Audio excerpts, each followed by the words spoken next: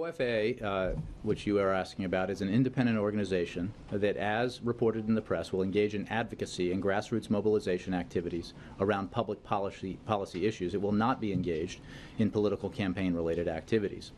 It has been organized to rally support for the President's policy agenda, but is a separate organization. Administration officials routinely interact with outside advocacy organizations, and this has been true in prior administrations, and it is true in this one.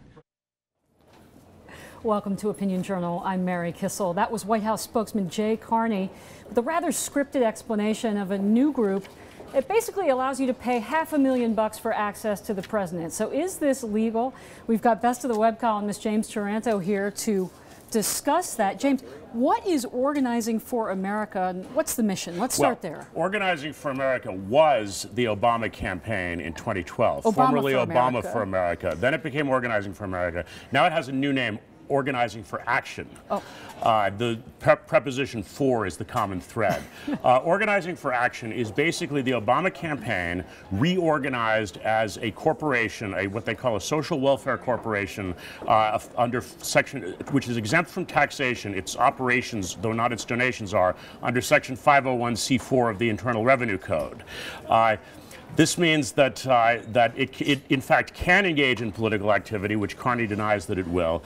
The most important part of that news conference is that Carney did not deny the report in the New York Times that it is selling access to the president, that for $500,000 you get to join the advisory board and you're promised quarterly meetings with the president of the United States. Is that legal?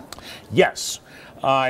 Think of it as... Is it ethical? Well, let's start with the legal question. In principle, it's no different from when a candidate, including the president, when he was running for re-election, speaks at a fundraising dinner or poses for pictures with top donors.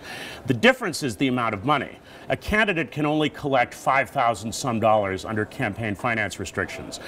He can speak at a party fundraiser and then it goes up by an order of magnitude, then it's about $40,000. Here they're going up by yet another order of magnitude. They're collecting a cool $500,000. They can do this because it's an independent organization, as Mr. Carney said, and therefore it's not subject to the contribution limits. Well, this is so great. Why didn't he do it in the first term? Well, he couldn't do it in the first term because what Carney kept saying was this is an independent organization. If it had been an independent organization in the first term and he had conducted fundraisers, that would have been coordination, which is illegal. An independent group can engage in political activity, but it can't coordinate with a campaign. So Obama, his price has suddenly gone up because these contribution limits, which are in effect price controls on politicians, on access to politicians, don't apply to him because he is a lame duck and therefore no longer a candidate. The president really hated the Supreme Court case Citizens United, which gave free speech to corporations, allowed them to give these kind of donations. Is the president now taking advantage of the benefits that that case afforded? Well, he probably would not have started this sort of organization were it not for Citizens United. What they're doing, the access selling would have been perfectly legal before Citizens United. Citizens United only affected political speech. So the political speech of Organizing for Action is not subject to regulation by the Federal Election Commission,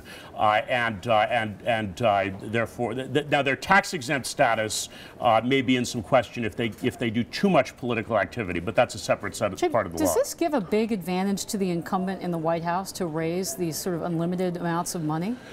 Well, it depends on what Organizing for Action decides to do. Let's suppose that in 2016, Organizing for Action becomes an independent group advocating on behalf of the election of the Democratic presidential nominee, whoever that is. That would be perfectly legal, thanks to Citizens United. They couldn't coordinate with the campaign, but they would have the advantage of a campaign with the president, who will presumably still be popular, at least with his party base. So in theory, it could give a huge advantage to Obama in choosing his successor. And the left is happy with this, paying for access to the president? I think the left is uncomfortable with it. Common Cause, which is a self-described good government group, and which, by the way, we should note, is also a 501c4 corporation, the kind of group it thinks should not have free speech rights. Common Cause is calling on the Obama, on Organizing for Action to shut down. I have a feeling they're not going to comply with that demand. Okay, Best of the Web columnist James Taranto, thank you so much for being with us. Thanks. $500,000 and you can speak to the president.